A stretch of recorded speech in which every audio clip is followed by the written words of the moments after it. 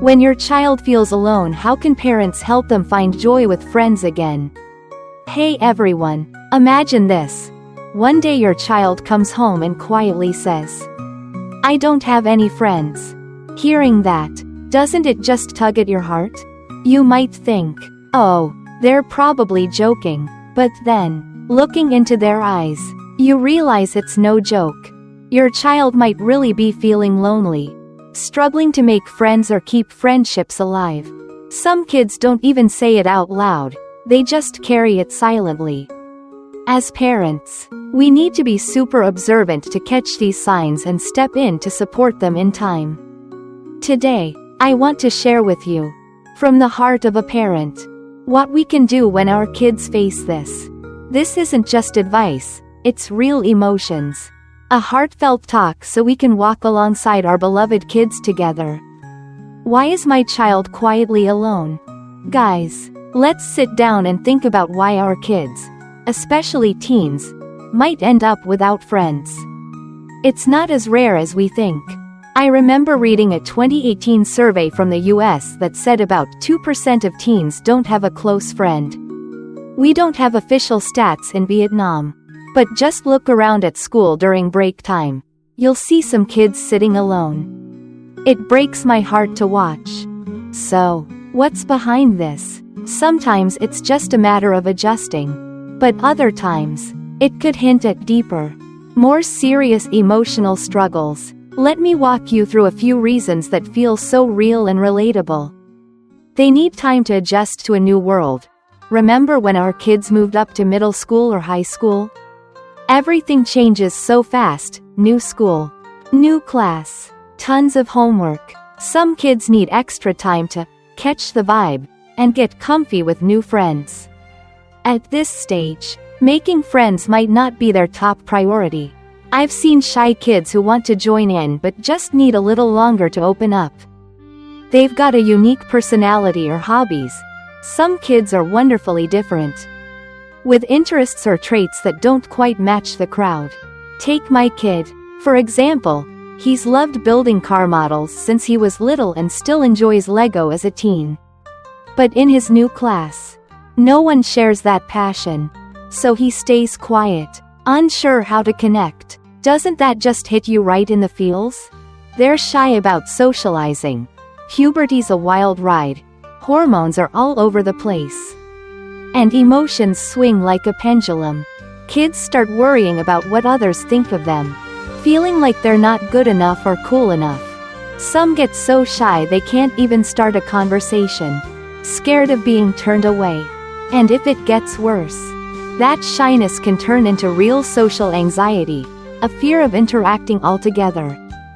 They're being bullied or left out. This one's tough to say. And it makes me sad. But it happens more than we'd like.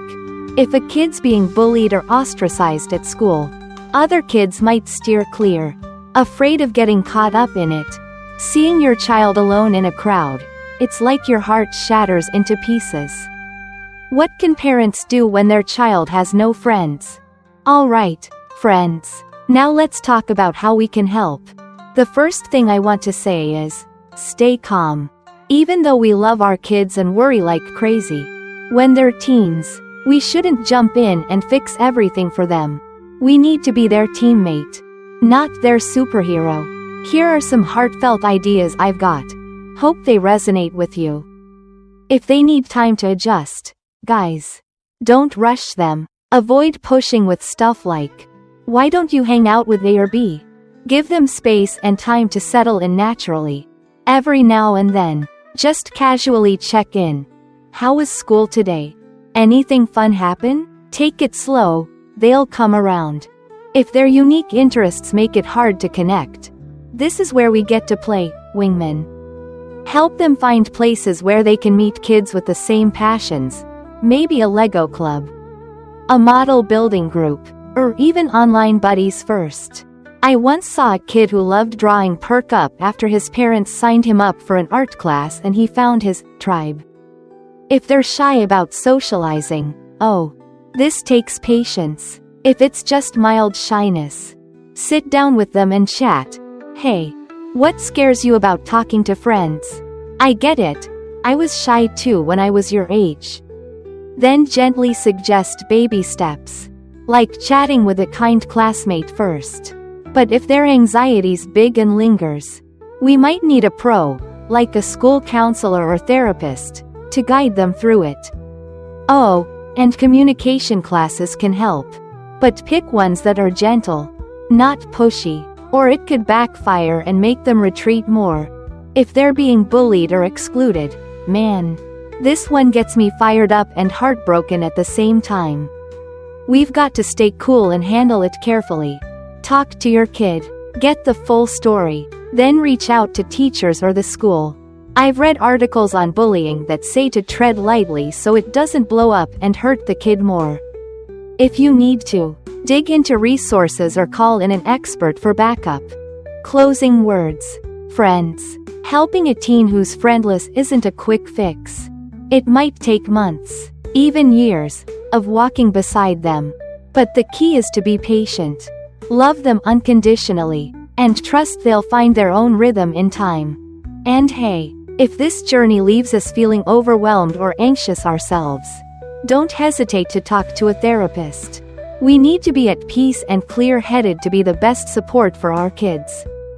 I hope these words touch your heart and inspire us to help our kids rediscover the joy of friendship. They deserve it, don't they?